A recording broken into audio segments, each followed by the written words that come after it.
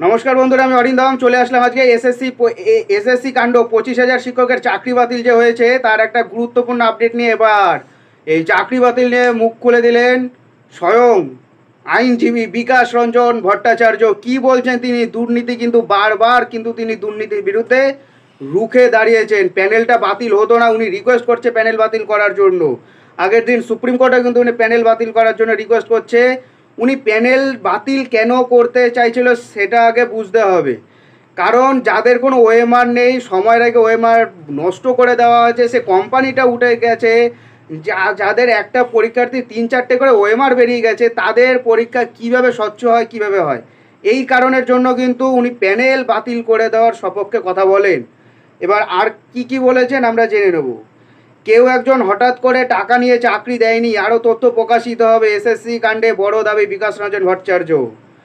School service কমিশনের নিয়োগ দুর্নীতি কাণ্ডে বড় খবর সামনে এলো। এসএসসি সার্ভার থেকে অযোগ্যদের লিস্ট হাতে পেয়ে গেল কেন্দ্রীয় সংস্থাকারী সংস্থা সিবিআই। স্কুল সার্ভিস কমিশনের নিয়োগ দুর্নীতি মামলায় নয়া মোড়। টিভি9 বাংলার খবর অনুযায়ী দুর্নীতি করে চাকরি পাওয়া শিক্ষক এবং স্কুল কর্মীদের তালিকা হাতে চলে এসেছে সিবিআই তদন্তকারী সংস্থার। এসএসসি নিয়োগ দুর্নীতির তদন্তে নেমে সিবিআইয়ের হাতে এসে গেল চাকরি চুরির ইমেলের কপি। অভিযোগ, কাদের কাদের নম্বর বাড়াতে হবে সেই তালিকা নাইসাকে মেল করেছিল এসএসসি। সেই তালিকা হাতে এসেছে সিবিআইয়ের। জানা যাচ্ছে অযোগ্যদের তালিকা নাইসাকে মেল করেছিল এসএসসি। সেই মেলে একাধিক নামের উল্লেখ রয়েছে।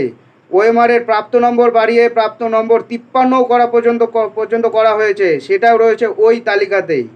কেন্দ্রীয় গোয়েন্দা সংস্থা এসএসসি সার্ভার থেকে সেই মিল কিন্তু খুঁজে পেয়ে গেছে।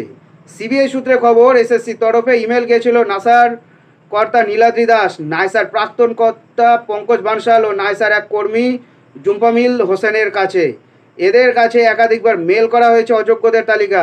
এসএসসি সার্ভারে এমন আরও ইমেল থাকারও সম্ভাবনা উড়িয়ে দিচ্ছে না সিবিআই। অযোগ্যদের তালিকার উপর ভিত্তি করে সিবিআই তাদের তলব করতে চলেছে।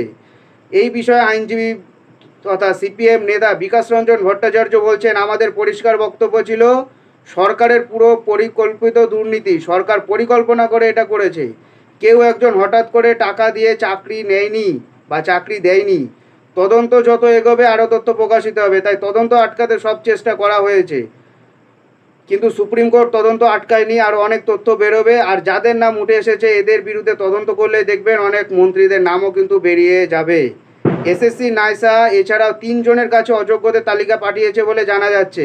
ওয়াকিবহল মহল বলছে এই তালিকা থেকেই বোঝা যেতে পারে টাকার বিনিময়ে চাকরি পেয়েছেন কারা। ফলত সেই প্রসঙ্গই সেই তালিকা সামনে এলে কিন্তু যোগ্যদের ভাগ্য ফিরতে পারে বলে মনে হচ্ছে। সেই তালিকাটা যদি হাতে পেয়ে যায় তাহলে কিন্তু যোগ্যরা কিন্তু হলেও এই যাত্রায় বেঁচে যেতে পারে। হাতে সময় খুবই কম, 16ই জুলাই। দেখা যাক ওই দিন সুপ্রিম কোর্ট থেকে কি আপডেট আসে। হয় প্যানেল বাতিল হয়ে যাবে, নাহলে যোগ্য অযোগ্য আলাদা করবে।